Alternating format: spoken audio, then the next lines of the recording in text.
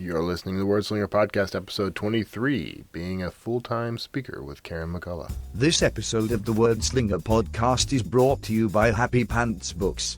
Are you a coach, consultant, or keynote speaker who needs to publish or perish?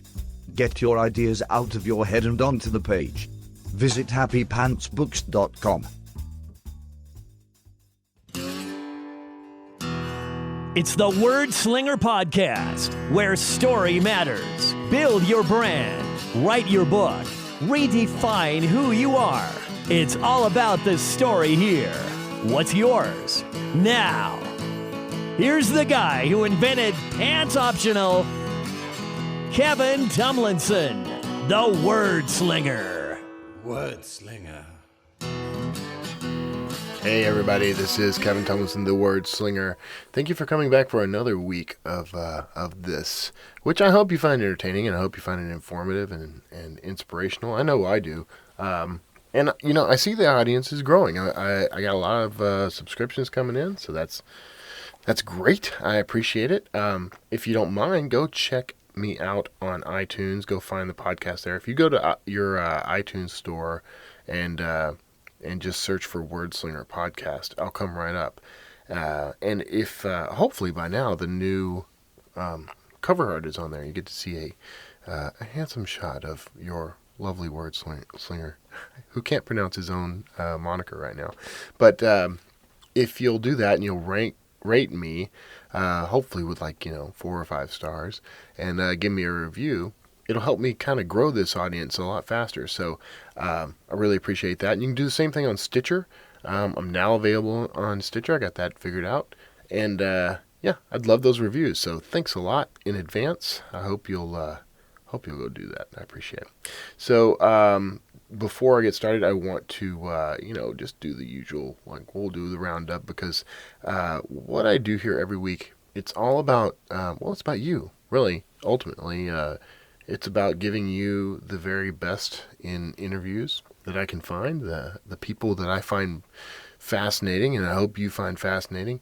I got some really awesome, amazing guests, people that I just admire. They're just really entertaining to me and inspiring to me. I hope they are to you as well. But if you want to help support the show and the efforts of the show, I actually have a Patreon campaign going, and you can check that out at patreon.com/Kevin Tomlinson. And if that's hard to spell, I understand. You can link to it in the show notes here. But you can also go to my website at kevintomlinson.com. Also hard to spell, but there's a Fund Me button there. So I should change that to Wordslinger. Because I wanted to broaden it to be able to fund a few other things besides the podcast at one point, I used my name. So I wonder if I could change that. So if you're listening in the future and it's changed, it's probably going to be kevintomlinson.com/Wordslinger. But for now, I'm sorry, patreon.com/Wordslinger.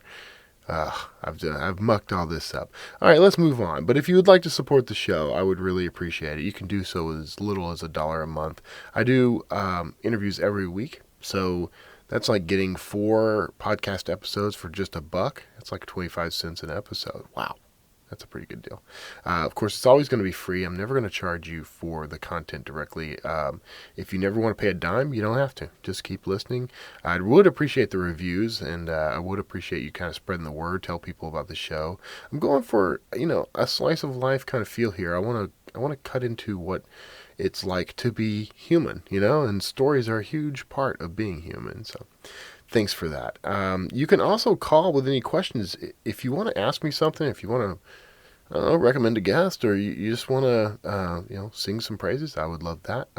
You can call at 281-809-WORD. That's 281-809-9673. Now that'll let you leave me a voicemail. You can also go on the site at kevintomlinson.com/podcast, where there is a speak pipe button right just hanging out on the right-hand side. The site's getting updated frequently. I'm still working on wordslingerpodcast.com, which is feeding episodes now. So at the very least, you can go check out episodes there. And you can leave me a voicemail from there as well. So for all intents and purposes, it is up. It is functional. It's just not where I want it to be. So you're welcome to go check that out. I'm still working on it. It's the cobbler's kids thing, you know. I got so many other projects. I got things I'm doing for our clients. I've got, books to write. So I don't want you to feel neglected, though. So go check that out. Give me words of encouragement. I need them. And I'd love for you to join the tribe and become a slinger, an official slinger. If you go to kevintumlinson.com, pretty much anywhere on the site, you'll be able to register. But if you go to kevintumlinson.com/join the tribe, and I'll put a link to that in the show notes as well, then you can get on my mailing list and hear from me to get updates on the podcast, on the blog, on new book releases, appearances, whatever. So go do that. So today, let's get to the real meat of this, because I got a great guest, and she has become something of a mentor to me. Not something of, she is a mentor to me in this particular field, because I had decided long ago, really, to get into public speaking, to do keynote speaking. And, like probably you and a few million other people, I watch TED Talks, and I sort of get exposed to great public speakers a lot. People who move me, people who really inspire me to do more of this work, keep going. And, I learn a lot about the world, about business, about marketing, but, also just about humanity. It's part of the inspiration of this show. So I decided I want to talk to people more. I want to talk to people about my work, about the books, but I also want to, broaden that a little and talk to people about the impact that writing can have in their lives. I really want to talk to people about living what I'm calling a pants-free lifestyle, which is, how to structure your life in such a way that your career gives you mobility and freedom, and you get to do the work you really love. So I'm really into that. I really want to spread the wealth, as it were, the things that I've learned. So I took on this relationship with now my good friend Karen McCullough, who is a professional keynote speaker. She makes her living off this. She also coaches other people to do this stuff. So she's been a tremendous inspiration to me. Every time we meet, I come away with all new ideas, with all new passion. Every conversation I have with her is just amazing. And lucky you get to hear one of those conversations in progress. So I'm not going to keep you from that any longer. Let's get to it. And as always, if you end up with a question for the guest, I will be happy to pass it along. You can call me at 281-809-WORD.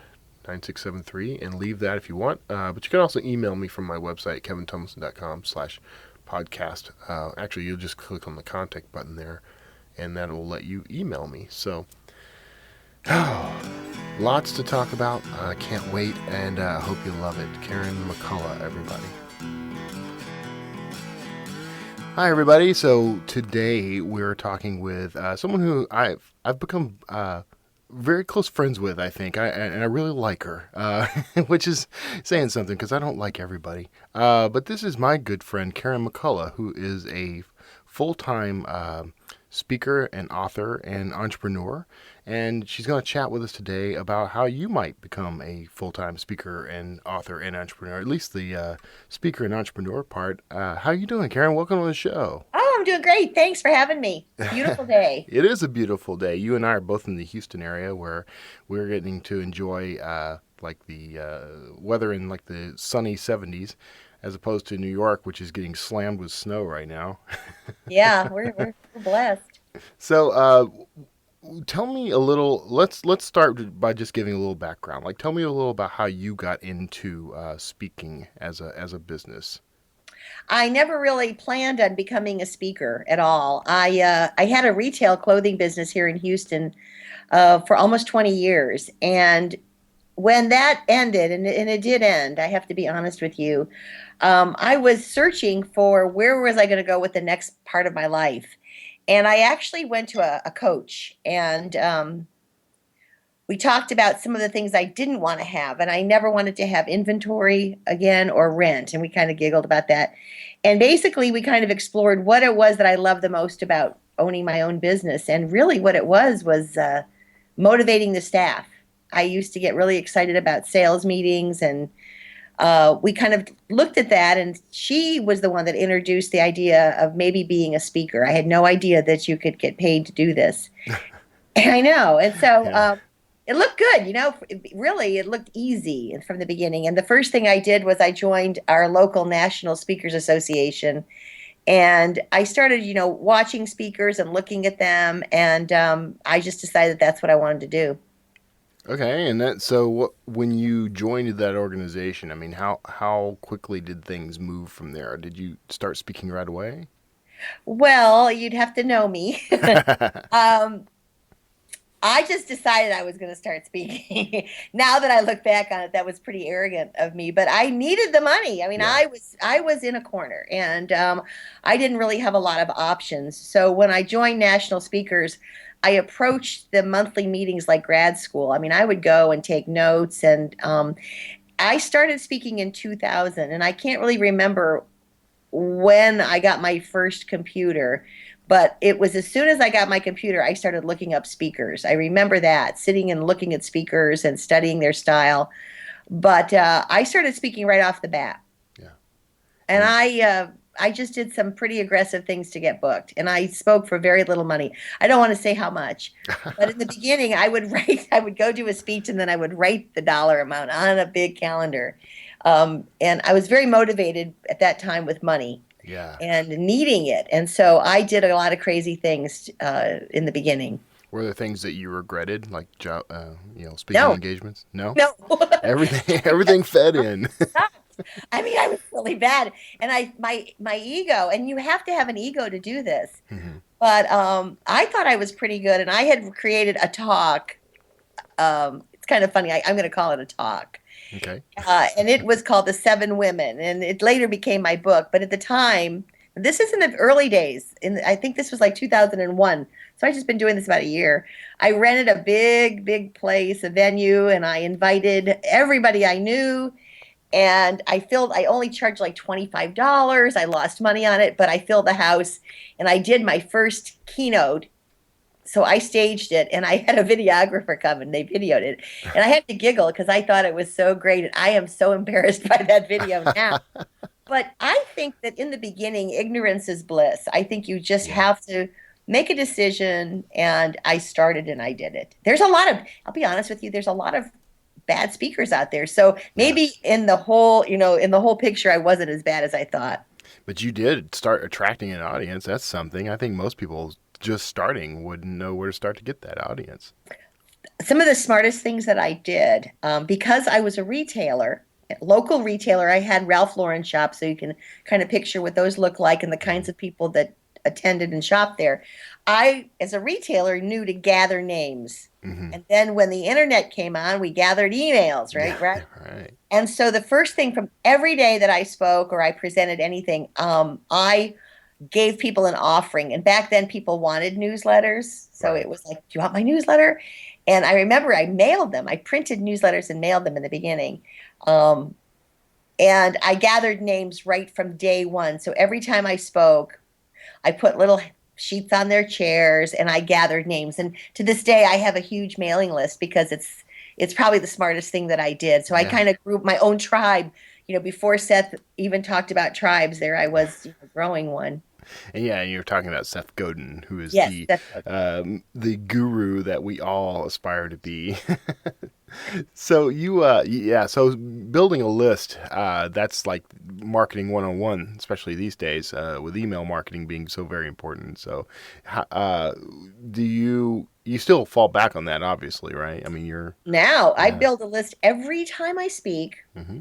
I now use Constant Contact. I probably should use something cooler than that, but I was like the original. I started, and I never changed. I started using Constant Contact as soon as they came out. So Right. I was like one of the first. And every time I speak, they have this really cool thing where you can tell an audience if you want my slides, which is always what I do. And I have really awesome slides and I give them away. If you want my slides, and then I give them Constant Contact has a number and a kind of a code, and I give it to the audience, and then they text the number and they sign up right there and then at every speech for my notes. And I always add a book list. I always give them some cool stuff. what's the greatest, maybe podcast I've listened to lately, like you, Yeah. Kevin, and I'll add that. And it's interesting how when they get it, because they'll get it immediately, I'll get home and I'll send it, or I'll go in the lobby and send it. I'll get 10 to 12 more people that sign up that saw the email, that are still at the conference, and they want to be on my list. So if you give people something great, I mean, I give. I don't ask for anything in return except that you're on my list. People will join. So you have to think about that when you're gathering names, like what's the offering? And do they really want your newsletter? So maybe it needs to be a little more than that. Do you do you have like an autoresponder that happens when people join your list? Yes, all that is through Constant Contact. Okay. So they join, and then the autoresponders go up. But I hate to be like old school, but I'll see who signed up because we put them in categories. So this is kind of cool. Every conference I do has a name, Yeah. and then all of the people that subscribe are in that little category in my Constant Contact.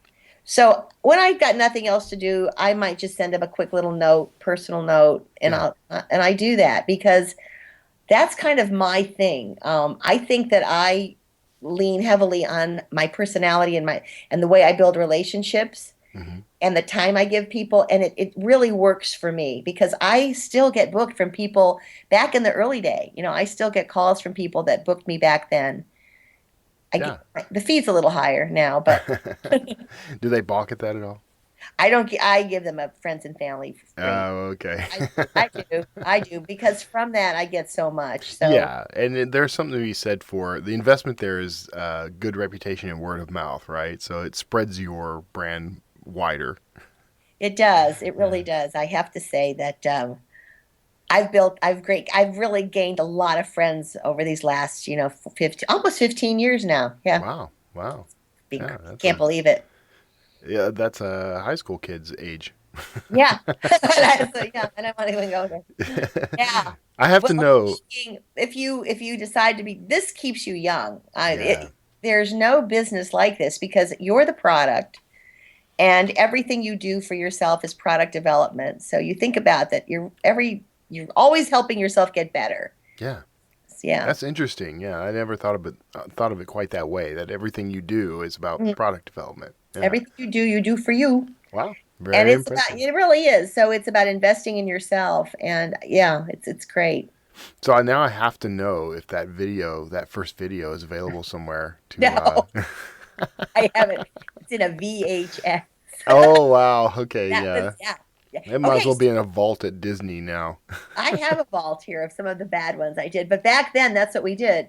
And if you can think back to 2000, you get the video done, and then they'd make a VHS, and then you'd have them, and you'd have to mail them to people, and they always wanted it overnight it to me, and then you overnight it, and they probably never open it. Right. A lot of wasted money. Yeah. Yeah. Well, and now it's much easier because you have YouTube and that sort of thing, right? You utilize all that. Well, I think I really think it's easier, but it's also the deal breakers because people put a lot out there that they shouldn't because they're not really, ready for prime time, so to speak. So people start putting their videos out there when they're not really that great at speaking, and they can be a detriment. So it's interesting what we put out there and what people see and how they make decisions about us. Yeah. Because there's that adage that everything on the web is permanent, right? Yeah. And people seem to think that they can just put their little video camera in their office and that they could video themselves and that that's going to be so exciting Yeah. that it's going to go viral. And it doesn't work that way. Yeah. There's the same thing happens in my industry. The authors. It's the idea of I now I have a book, so now I'm going to get to retire to my castle in space with my robots with laser eyes and that sort of thing. So, what are some of the topics that you cover when you're speaking? Well, I'll take you through the journey because I think that that's an interesting question for people who want to be speakers. When I started, I had no topic. Mm-hmm. I didn't really think that I was looking way too closely at what I did. I sold clothes to women, and I felt like that was just silly and not really anything you could talk about. I didn't look at the business end of it, how we attracted the customer, branding. I worked with Ralph Lauren. I worked through college at the Limited, and I actually knew Leslie Wexner, the founder of the Limited, because I went to Ohio State. He's in Columbus. So I didn't realize that those experiences were a piece of my speaking fabric, so to speak. It wasn't until I started speaking maybe into about the fifth year that I realized that the experiences that I had were priceless. So I started speaking successfully when I started speaking on branding. And I really had looked back into what I would learn from Ralph Lauren. And I took all of that, of how we had to run our stores, and I started speaking on personal branding rather than on branding your business. I felt like there were enough marketers out there, and I didn't want to go into branding companies. I wanted to be a speaker. So I took the personal branding in the leadership vein, and it worked. I got some really big bookings from some of the oil companies here in Houston and really across the country on how to teach their engineer employees how to brand them and market themselves within the company. So that was my first kind of big step. Okay, that was where I started really getting traction. Before that, I had little, like the look of leadership. I called one of my talks, and that was on image, how to dress better, and that didn't go over. They only pay a certain amount for dress. Yeah. So I had to get rid of that. I needed more. And that's what I started learning. Like, there are certain topics that are going to get you a certain number of dollar signs, and I needed to increase it. So as soon as I got into leadership and I got into personal leadership, it worked much better. So it started with branding. And as I was in branding, I asked these questions: who are you? What do you do? Who do you do it for? And when I got to who do you do it for, I remember speaking to the national home builders. And who do you do it for changed because the generations were changing. Mm-hmm. And I started realizing that the customer was changing. And this was 2007. And that's when I started bringing the generations into my talks. And I still speak on the generations. So then I did branding and generations. Today, I speak on anything that has to really do with that. So it's branding, generations. I do a lot on listening. I do a lot on change. I have a big umbrella on change. So that's kind of like my area. Yeah. It's broad. It is, yeah, but it's broad, but you narrowed it down pretty well, I think. I mean, you're talking about branding within the workplace is an interesting idea, because usually when people talk about branding, they're talking about the corporate level. Exactly. But you're talking about the individual. Yes. And so I never thought companies would hire me, but they did, because they don't want people to leave. Right. They want their top people to be able to market themselves within a company. And so when I heard that and I got that, I really kind of geared my talks towards: how do you talk to your supervisors? What do you do at lunchtime? That was one of the whole things. Do you eat lunch by yourself? Or are you out there learning and meeting new people and marketing yourself within your own company? Right. And I have to say, it's one of my most popular talks. People like it. So then I thought, well, they like this, but I am a strategist. Let me put it that way. Okay. I started thinking, what's the number one thing that businesses want more than anything else? And it's always there. It's never going to go away. And it's customer service. I mean, you always need someone to come in and talk about customer service. Every year you need to help the employees get better. So I came up with a talk called Stand by Your Brand. So that would be the brand of your company, how to put the wow in service. And I book it every month. So basically, it's about loving your company, loving the brand. I use Zappos. I use companies who have strong brand identity. Right. And I talk about how they built a culture around their brand and what's your company's culture. And then I start to get excited about the company's culture. And then the whole idea is, now let's live it. And so that seems to be something that you got to admit most companies want. Right. Yeah. And that's a popular one. And I imagine that's a big draw. You're speaking. So who are some of the companies that you're speaking to, if you can say? Can you say? I can say them all. I mean, because I've been to Procter & Gamble 4 times. I love them.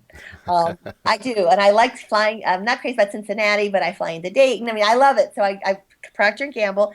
I started with Sun Microsystems, and now they're Oracle. Yeah. I was hired by Sun about maybe 8 or 9 years ago, the sales team to come in and brand all the 14 sales divisions. So that was kind of cool.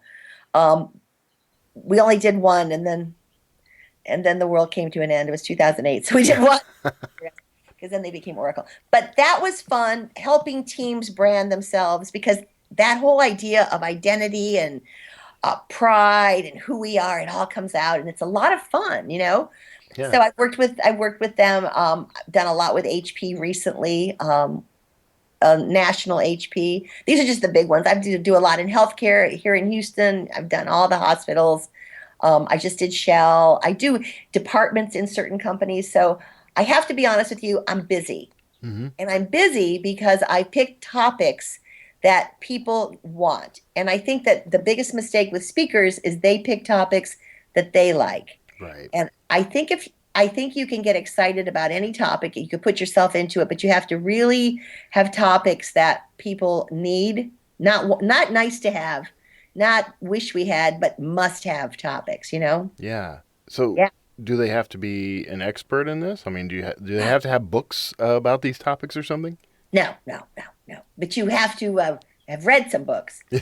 I believe if you read 10 to 12 books, you can be an expert in any subject. Yeah. You know, TED Talks, I spend my days, I listen to tons of TED Talks. I walk my dog to TED Talks, or I listen to NPR. I get a lot of ideas. I like to use relevant, what's in today, stories. So, I might talk about Beyonce doing something in the beginning of my talk. I need to get the audience engaged right off the bat. That's the creative fun part, is writing the speech. So you as an author, I think you'd love this, because I get to create the speech, but I create it in chunks of information and a little bit of maybe a video. I try to, break it up, a little maybe interactive storytelling, whatever, some pieces to it, so that hour is going to be extremely engaging. Yeah. It reminds me actually a lot of, I spent the majority of my career as a copywriter, and it reminds me of that kind of work where I would have to write on any given topic, and sometimes things I'd never heard of. But you had to make it engaging, and you had to break it up like that. So it sounds very similar. I'll be honest with you. I think, I don't know who's going to be listening to this, so I don't want to hurt my my reputation. But basically what I really think is, you don't have to be as much of an expert as an understanding of what's going on in the workplace and how we can give you some tools to help you do better. Yeah. Whether it's loving your company's culture and loving coming to work every day and living that enthusiasm and love, which is in stand by your brand, or in the generations piece, especially if you're a manager, trying to understand people who are younger or older than you, and trying to create relationships, have engagement with them, because it's taking more time. Even though we're in a time crunch, Mm-hmm. these relationships are taking a lot longer. Because if we can help people in the beginning with work, we can really develop an employee that's valuable, but they're not coming in that way. We have to help. We have to put some training into them. Yeah. Is that why it takes longer? Is it? Yes. It's educating your audience, basically? Yeah, it is. And it's getting them wanting to do this. And so I think the more influential or persuasive you are, the better speaker you'd be. Mm-hmm. So like I said, it's not like, you've got to know how to make the sausage. You don't have to know everything that goes into it. You have to give people the right pieces that they can use. And so getting into too much into depth is not really what the audience wants. Right. They want some stories, and they want to leave. You want them to leave wanting to do it, make a change, wanting to go back and do something better, Right. making their lives better. And that's really all I do. I'm not really a trainer. They don't bring me in to train on policies or anything like that.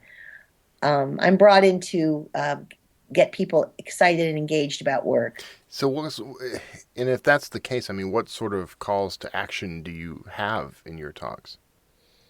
Well, it just depends. At the end, I'll say, so what's the one thing you're going to do? Let's think about, I've talked about a lot of things today.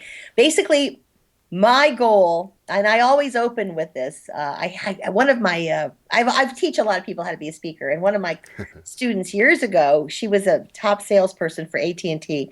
She still is. She's still with AT&T. And she was the best sales presenter. And so I, of course, while I'm coaching her, I said, so tell me what the components are of a great sales presentation.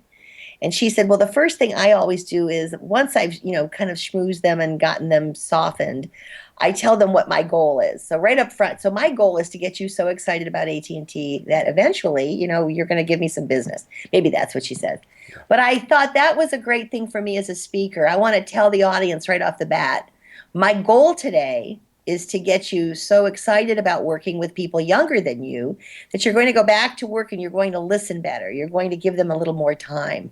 You're going to pick that one person that you want to work with this month and you're going to devote some time, maybe take them out to lunch. So that's what I do, something like that. Okay. So the someone's looking to get into this. I mean, they're interested in this, and frankly, I can't think of very many people who in my circle who wouldn't want to do this. So you may get some calls.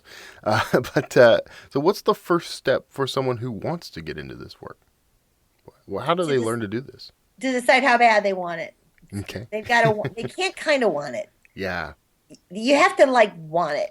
And the first thing I ask people is, so how do you picture yourself? Because I want to see a picture, because I always pictured myself big. Yeah. I always pictured lights in my face and I never pictured myself in a classroom with 25 people. Right. I pictured me on a stage big. And I need to figure out how do you see it? Because that's going to really help. There's so many different ways to do this business. You don't all have to be a keynoter. You can talk to small groups, you can do breakouts, you can be more of a professor or a coach. So you have to see, I need to know how you see yourself. Yeah. From there, you've got to spend some time deciding on 3 talks. And that's where it takes 3. I don't care about, I just want the titles. Mm-hmm. I don't really care that you even have the speech written, because you've got to come up with 3 things that you're going to sell. These are your products. And I'll help people, you know what? And I have to be honest with people. That's not going to sell. And I see little faces cry and get sad. But, once you're big, that'll sell. But in the beginning, you have to have something that people want to buy. Right. Oh, we need that. Let's get that. We need that. So you have to figure out where the pain is. Does that make sense? Yeah. There's a lot of pain out there right now. Again, it's just like copywriting. You have to find the pain point, and you gotta give the key benefit and tell the user why they want this. Right. There's huge pain, and I listen for pain, and so I know a lot of pain. The telephone is painful. Yeah. Some younger people do not know how to use the phone, and yet it's an important tool. So communications is painful. Managing people that are older than you is just very challenging. People that have been there forever, and you're new, so you've got to start to figure out where the pain is, and then you have to have 3 keynotes or presentations, so that you can say, I've got 3 programs here, and you can go from there. So that's the second step, is to name the programs that you're selling, okay? And then the third step, these are just basic steps, is to get a very short but cool biography of yourself. Because the first thing they're going to want to know, they're going to want a picture, they're going to want a short bio, and they're going to want your 3 offerings to make a decision. And you can do that in an email. It doesn't have to be on a website just yet, because locally, if they're hiring you locally, they are willing to take a risk that you don't have your website yet. Right. But you got to look good. You got to have a picture. You got to have 3 things, and you can send it out in an email. But you've got to have something for them to take to their committee. Yeah. Because even if you're free, I'm sure the 2 or 3 people have to decide on you. Yeah. And so that's the beginning. That's what I would tell you in the beginning. So they pick their topics.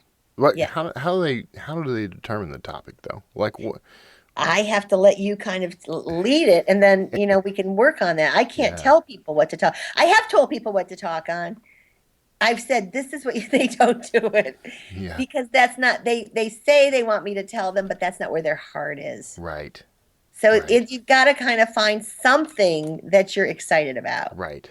But that's something you're excited about may not be a big keynote, standing in front of thousands of people kind of topic, though, right?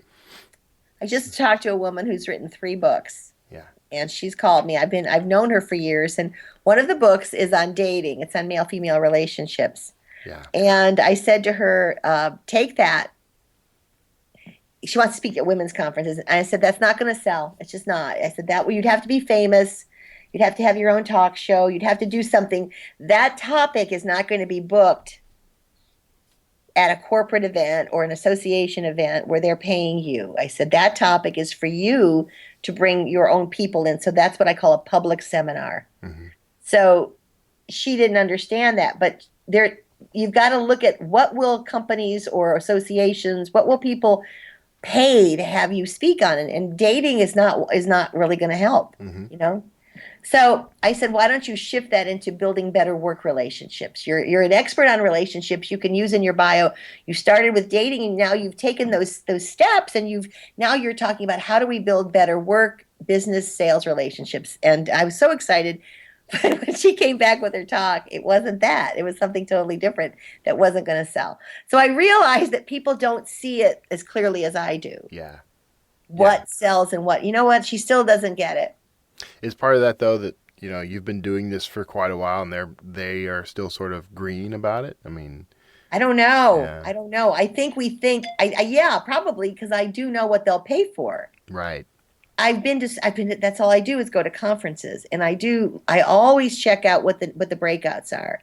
Yeah. And there's fun breakouts. Don't get me wrong. Some will bring in people like on creativity. There's a guy that does color outside the lines, and he's, there. So there are innovative ideas at conferences, but there are certain things they're not going to bring in. And I don't think dating is the right. Yeah, well, most corporations kind of frown on dating in the workplace, so that may not be the topic of choice. Yeah. How to date people who work for you. Yeah. So, all right. So they've picked their topic. Let's just say that they listen to you. I'm going to listen to you, by the way. You and I are going to chat, and I'm going to totally listen to everything you say, because you're making money at this, and I want to make money at this. So, what do they? First, let me ask the obvious question. What kind of income can someone who's an entry-level speaker expect to make when they start off? Don't quit your day job. So it's exactly like writing, is what you're saying. Well, when I went to national speakers, the first thing that I learned was that you had to have a 3-pronged business plan. Mm-hmm. 3 ways to bring in money. So in the beginning, that's what I did. I had a 3-prong, and I still, I am to a point where speaking is there's so many keynote speakers and so many speakers out there that will tell you, if they were speaking honestly, that you can't make a total living out of just speaking. I'm close to it right now, but I've also created workshops that I do. I'm not crazy about coaching. I like group coaching rather than one-on-one, because I just feel that this is a process that takes so long.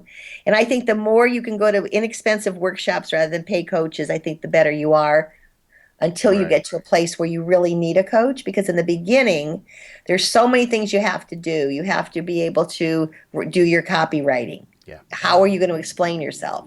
What are your offerings? What is your bio? So there's a lot of things you have to continually do. Collecting testimonials. It's a whole process, okay? Mm-hmm. That writing blogs. So I would say that in the beginning, if you were going to start speaking, you need to have another income. Right. Whether it's going to work at Starbucks, which I think might be a great idea, You get something benefits. Fun.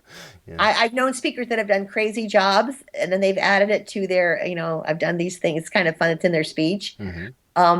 Or coaching, where you definitely have coaching clients, or or helping people with you. It might be writing or doing other things, but I do think that you need to supplement it in the beginning. Yeah, this is very similar to the advice I give authors when they're starting, because it's the same idea. So I'm glad to hear that, actually. So how do they get bookings? I mean, how do they find the clients? Okay, this is the fun part, and this is if you were assertive and you were really focused, or broke like I was, because this is what I did. I hit it hard. There are in every city, there are, I would say, hundreds, if not thousands, of lunches going on every day, or breakfasts that need a speaker. And so I just started doing that. And I would charge, I wanted to become a professional at NSA, and you had to do 25 paid engagements. So I would ask the client if they had no money, could you give me a $50 honorarium? I'm trying to get my professional speaking certification with NSA, National Speakers. And they said yes. Okay. And it really helped me ask for money that way. I began to ask for $100. I remember I got paid, and I'll say the company TD Industries, which is a heating and cooling company here in Houston. They were my first paid gig. I got $300, and I freaked out. I was so excited that it wasn't 50. Yeah. And I spoke a lot in the beginning for probably less. I should have upped my fee right away, but I spoke for $500, and I spoke a couple times a week. And it was probably the best thing I ever did because I bombed. I even remember where I bombed because I took jobs I shouldn't have taken. Mm-hmm. But there are meetings going on all the time. And here's what I'll tell you. If you're good, and some of you out there, I wasn't good in the beginning because I had no topic. Yeah. I rambled. But if you have a topic and you can really figure out how to write a good 30-minute speech, someone in that audience is going to like you, and they're going to come up and they're going to have an organization. And that's really how I got really speaking from the beginning. And I spoke here in Houston. I didn't even know you had to get on an airplane. There's so many businesses in Houston. There is so much need for speakers, and there aren't any. People call me all the time, who should speak? And it's because people are not known for certain topics. They're Right. they float all over the place. So Are they looking for given topics? I mean, are they looking for specific topics when they call you? No. No? They just want anyone. Come in and talk about... They'll be picky. Like, they'll say no. Yeah. But they need somebody almost every week. I remember speaking for the Hispanic Chamber, and I was so impressed with them. I got so much business from speaking to that chamber because I spoke on personal branding, and they wanted to improve. They were in the business world. They wanted to have that brand identity. And it was an amazing free speech that I did where I got more business. So I always look at a free speech as my marketing strategy. Okay. So I'm not going to speak to somebody for free if there are no buyers in the audience. Right. So that means I'm not going to go to any networking event where everybody's trying to sell their stuff. Right. Because they're not going to help me. I'm not going to go speak to entrepreneurs because they're all trying to get business for themselves. So I focused on business lunches, business associations where people were there from other companies, and that really paid off. That makes sense. Yeah. And I think that's a problem. You know, I'm so bored with the networking lunches and happy hours where you go in and, you know, every single person there is there for the same reason you are. Yes. So they're pretty pointless. They're out there to sell themselves. Yeah, exactly. And actually, I was on my way. And by the way, my speaking engagement went very well. The one that you and I discussed, where I was talking to a school. Oh, right. So thank you for your advice. It went very well. And but I was on my way to that engagement, and I got a phone call from somebody. I had missed the call, and the voicemail said he wanted to talk to me about translation services, and that happens to be one of the things my business offers. So I called him back and left a voicemail, and when he returned my call, he was trying to sell me translation services. So I had that moment of, because when I was very cool with him when he first called, you know, I was because I'm about to nail some business, you know. So that was interesting. That's funny. So, I made a decision never to do any networking gigs, and it was a smart decision because a lot of people are caught in that circle, and they're viewed as that. There are a lot of speakers that are viewed as free speakers. Right. You don't want to get that kind of typecasting. You don't want that. No. Mm-mm. Yeah. I do like your idea though of talking to like these chambers and, you know, talking to groups of business people. If you do that for free, that's a lot like, you know, on my side, that's like giving away a free copy of a book in order to entice people to join your mailing list. That's the same idea. Is you want an ROI on that free talk. So And you must remember when you go into that, that's what you want. So in the middle of your talk, you say, if any of you, I love doing this. So if any of you, if your companies ever need a speaker, please give me a call. You have to kind of sometimes tell people what you want. mhm. I used to think that was very aggressive, and I realized that's just great, normal. No, People, yeah, you got to tell people that. that's how the universe works. I quote my grandfather on this all the time. He always said, "I never got a thing I didn't ask for, even if it was a punch in the mouth." That's cute. So, are there ways to leverage your sort of lesser topics? Like you said earlier, that there were some topics that they just weren't clicking. The people weren't going to pay you for that talk or whatever. Is there a Yeah. way you can kind of leverage that topic? Something else you can do, like a workshop or something? Well, I'll give you an example. Okay. The clothing. Okay. So in the beginning, I was hired to be to go into companies. This is when casual dress was coming in, and talk on image and clothing, because that's really what I wanted to do. Yeah. Because that's where I felt like it was a natural for me, because I come from a clothing store. And I realized that wasn't going to work.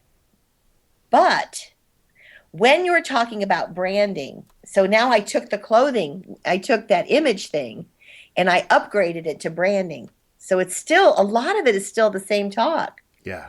But now it's Okay. about how do you show up. So you have to think about what you love, and you have to feel, how can I weave that in? I started speaking on values and where your values are in one of my talks for BP. I remember this when I was doing their leadership program, and it was on what you value. And all of a sudden, someone came up to me and they told me that I was very religious, and they were hugging me. And I realized that they took that value to another place. Yeah. Yeah. See what I'm saying? Mhm. So if you can take your talk to another place, I think I think you need people to talk to. I think you need not maybe a mastermind group or just a group of people, because this brilliance doesn't happen just sitting by yourself. Right. Well, it You does for like me, but when we meet, you and I meet, sometimes when we talk, I will leave with an idea that I can now use. I think that we have to continually keep challenging ourselves to Yeah. take our ideas to the next place. yeah, then that's very difficult for some people. And that's one of the things that I've had to deal with this. I recently, six-ish months ago, I took on a writing partner, and we don't write everything together, but it was just such a change for me because I've been so solitary in that for so long, and to bring someone into the mix.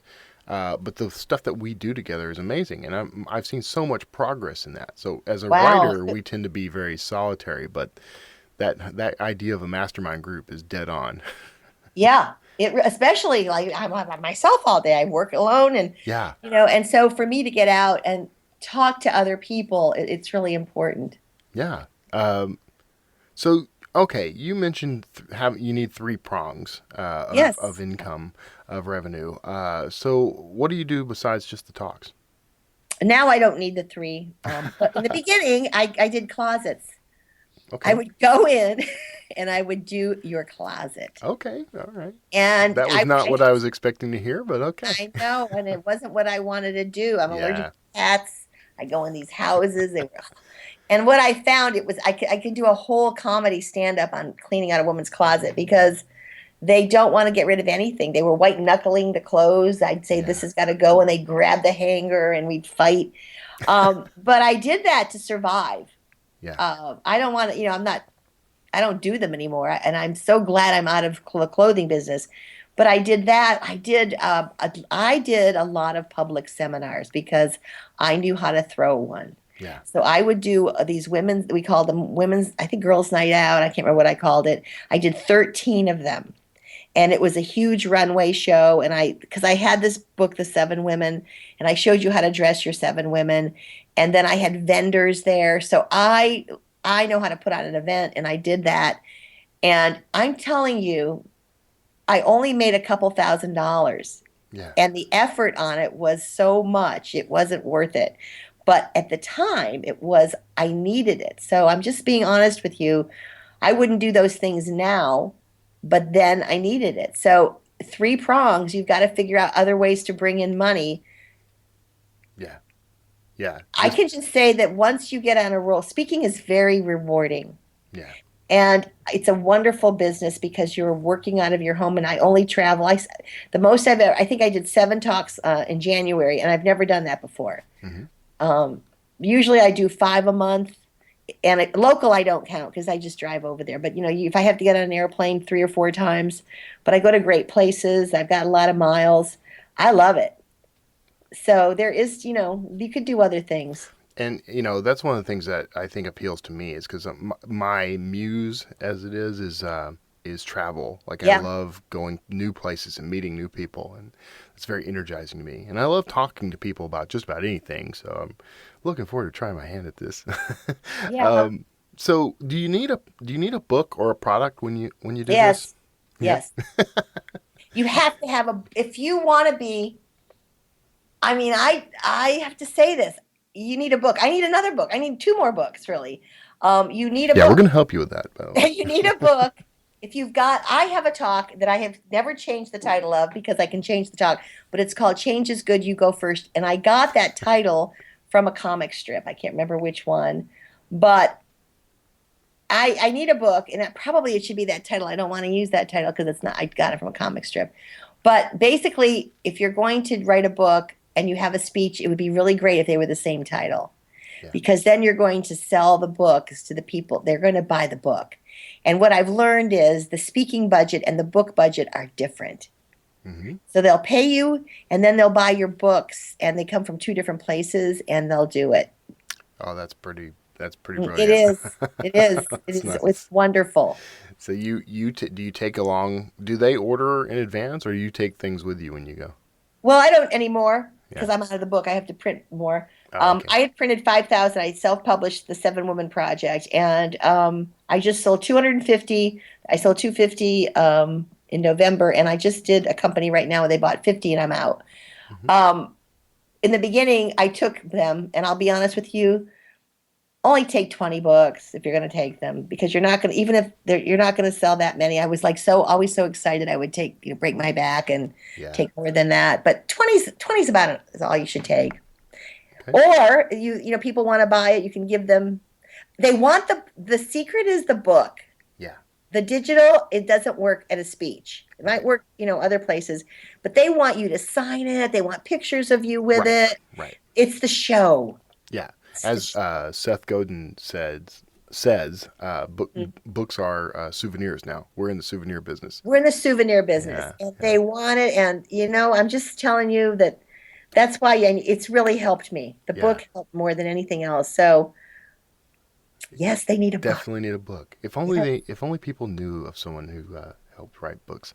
Yeah, I don't know. I think I know one. There could be a guy.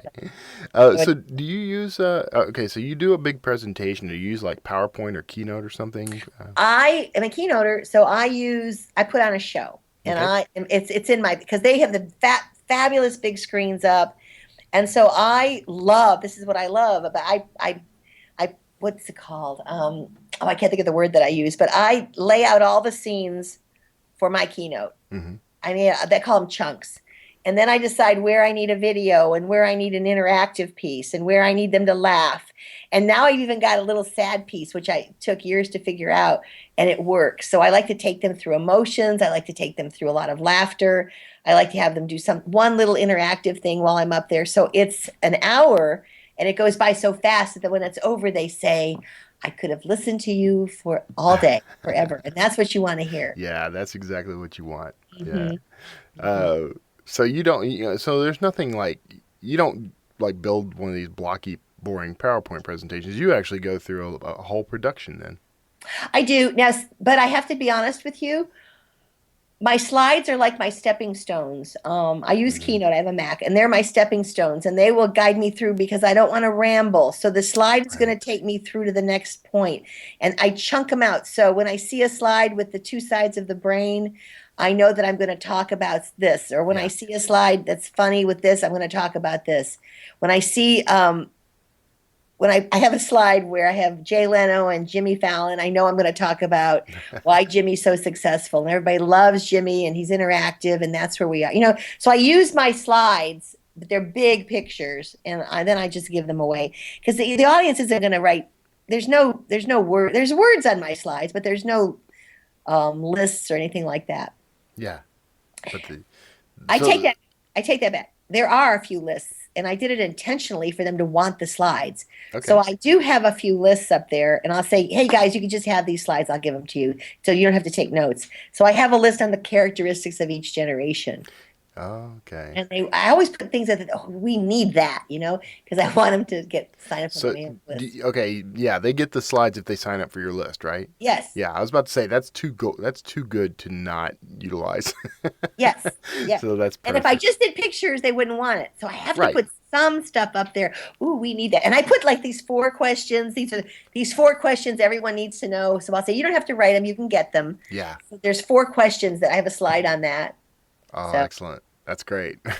yeah, I think everything through. I've been doing this for 15 years. Oh yeah, no, yeah, you've got this down. So you're definitely a guru. I bow thank you. before you. So if people want to learn more about you and your work, where can they find you online?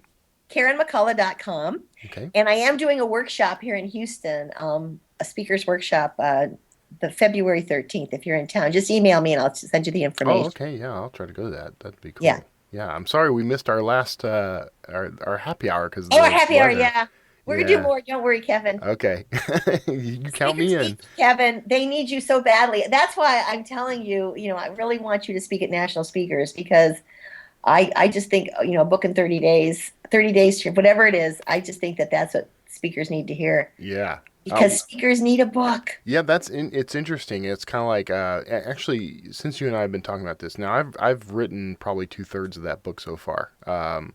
And it's 30-Day Author is the name of it. And Okay. the audience, I've never considered this before, but that's the audience is that crowd of people, experts, It is. speakers and consultants and that sort of thing. So yeah, you actually helped me to hone that whole thing. So thank you very much for that.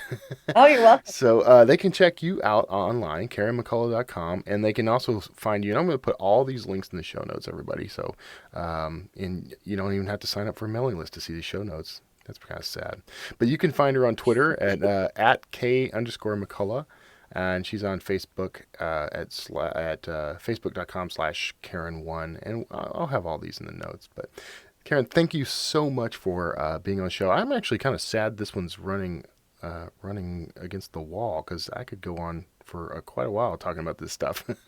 Well, we'll see. fascinating. We'll do another one. Yeah, we'll do another one. I'll have you back on. We'll do a follow-up. So Okay. if any of my guests have any of my listeners have questions, you okay with me flinging them your way? And Oh, sure. okay, and I'll pass it along. So if you have questions, you can actually leave me a voicemail. Call me at 281-809-WORD. That's 281-809-9673, where you can leave me a nifty voicemail. I'll play on the air or pass along. And if you're overseas, which means outside the U.S. here, you can actually go on the website at kevintumlinson.com/podcast. And there's a little floaty, clicky button thing right on the right-hand side that you can click on and leave me a voicemail straight from there. And you can always email. So thanks so much, Karen. Hang out. I'll talk to you just after the show. And everyone else, we will see you next week. Bye-bye. Well, that was Karen McCullough, everybody. And, I love talking to Karen. We meet probably once every couple of weeks at a really cool coffee shop in the Heights here in Houston called Boomtown. I think it's Boomtown. Hope I didn't just do them a disservice, but if I didn't, free plug. So it's a great coffee shop. It's like in I don't know what the building used to be. It's a very old building, and it's they've got everything kind of arranged where there are lots of tables and everything, but there's cool, funky artwork on the walls and. I think the group comes from Australia. Anyway, that has nothing to do with Karen McCullough per se, except that's where I meet her every couple of weeks. And, we start talking about speaking. We start talking about topics. We both get so passionate about what we're doing that we walk away from that whole thing very energized. And I'm helping her with her books. She's got a book out already. That's The 7 Women Inside of You, and she's working on one now that she calls the. Well, I don't want to announce anything. I don't want to. I don't want to spoil anything for Karen's audience or anything, so I'm not going to say that. But she is working on another book right now that ties into her platform. So she's an amazing speaker. I've watched numerous speeches from her, presentations from her online, and you can see her online on YouTube. But the best way to get to her body of work there is to go to her website. If you go to KarenMcCullough.com, and I will put that in the show notes, but it's that's the gateway. You can go in and you can check her out, and you can also follow her. You need to follow her on Twitter at K_McCullough, and then on Facebook at Facebook.com/Karen1, which is actually not a bad. That's not a bad Facebook name. So anyway, go check her out, follow her, like her, connect with her. She loves it, and just like I do. So of course, also I never tell you guys this, but you can follow me too. I don't mind. In fact, I love it if you'll get in touch. Follow me on Twitter. My handle is at Kevin Tumlinson, all one word. On Facebook, it would be /Kevin.Tumlinson. You see a theme here. You can get in my, that's my personal page, but I don't mind. Come check me out. But I also have an author page, which is /JKevinTumlinson, holdover from an old system of naming myself when I wrote books, but it still works. And there are also pages for each of my, all of my books and projects and everything. I go page crazy. Of course, the best way to reach me and get to me is on the internet. The internet itself. Go to kevintumlinson.com, where you can join my tribe, become an official slinger, which I would love. And as an official slinger, you get to you get updated on the latest podcasts, the latest blog posts, but you also get news about freebies and updates and giveaways. Sometimes I give free books away. In fact, just by joining the list, you can get a copy of one of my books. And right now, that book is the first Sawyer Jackson book. So if you go sign up, you get to get a free ebook and start reading some amazing fiction. And I call it amazing because it is. I love it, and I know you'll love it too. And if you've already read Sawyer Jackson and there's some other book on the site that you'd prefer, go sign up and then ping me, and we'll talk. There's probably something I can hand you. I'm pretty generous about that kind of thing. So,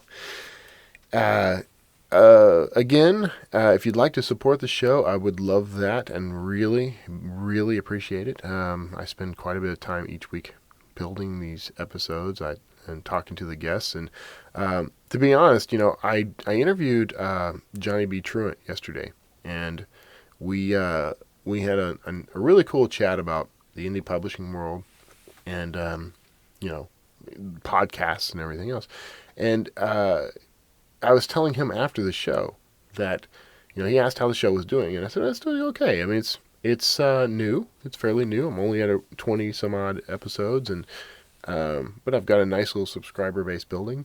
But I told him, if no one ever listened to this show, if I never had a single listener and never made a dime from it, the work is worth it to me, because it gives me an opportunity and an excuse to talk to amazing people about their amazing lives and get stories that are really inspiring to me. I mean, I had no idea when I started, no idea that I would meet so many wonderful people from so many different areas of life. And I've talked to people in other countries and talked to people with all sorts of lifestyles. It's really pretty amazing, and I'm so grateful for all of it, for how it's come together and how it's how it's growing. So, and I owe that to you. So thank you so much for being an encouragement to me, even without saying a word. You're an encouragement just by being on that subscriber list. So, but please help me spread the word about the show. Go rate the show, give it as many stars as it'll let you give it on both iTunes and Stitcher.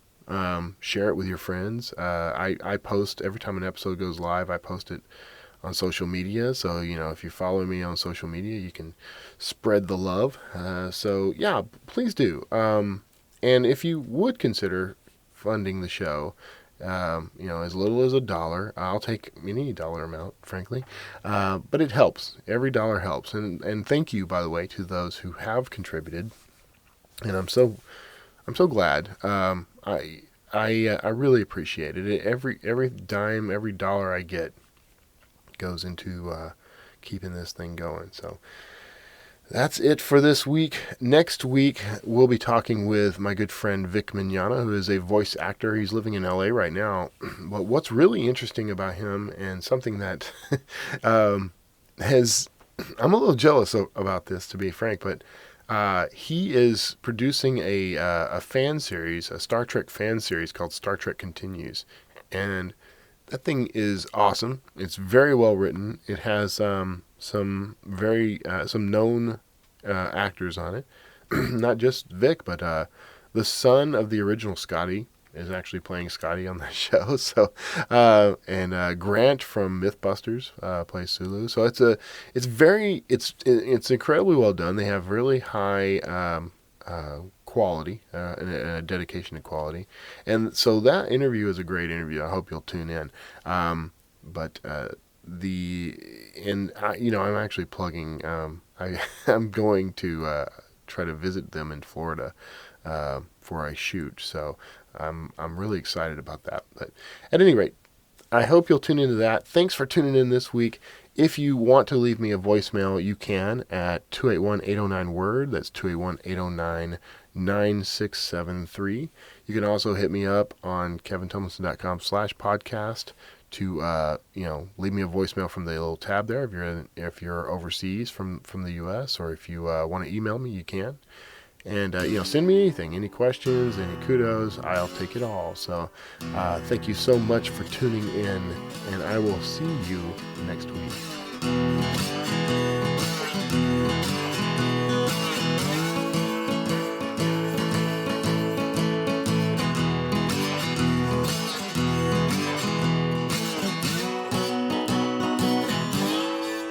Word Slinger.